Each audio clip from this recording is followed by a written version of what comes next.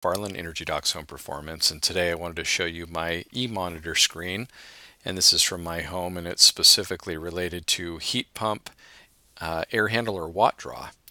And so if we go to the air handler section of my monitoring data, we click here, it takes just a second. We're going to look at the difference between heating and cooling, and specifically how many watts does it take to energize a reversing valve. And the way we'll look at that is, first I'm going to show you the display here for the air handler watt draw, and in the gray you can see yesterday's usage, and in green it's today's usage.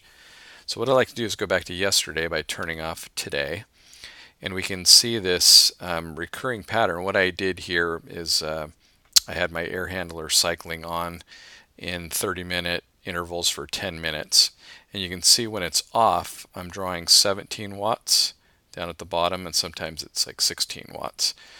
And then in the morning, because I hadn't turned the heater on yet for the season, this is just in fan only, but we're still in cooling mode on the thermostat. I decided to go ahead and put it in heating mode and see what the heater did.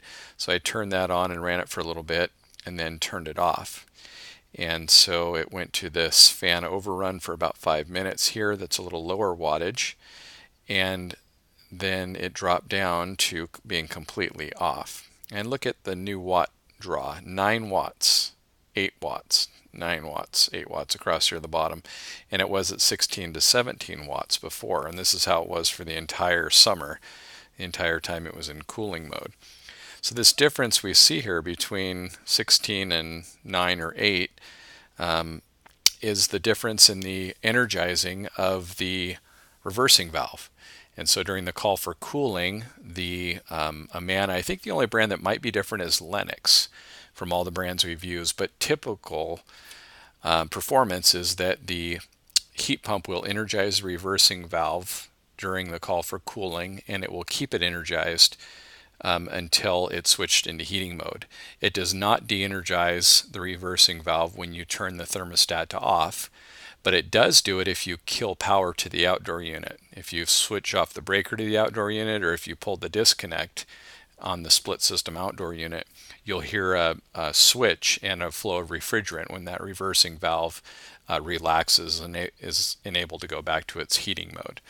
So if you're looking for a way to eliminate this extra watt draw, you're certainly not going to be able to do so in the middle of summer, but when it becomes fall season and you have a heat pump, you may want to just go ahead and switch it on to heat mode for just a brief period of time before shutting it off, and then you can enjoy this, what is it, 17 to 8 or 9, so somewhere 7-8 watts of power difference and savings in your system.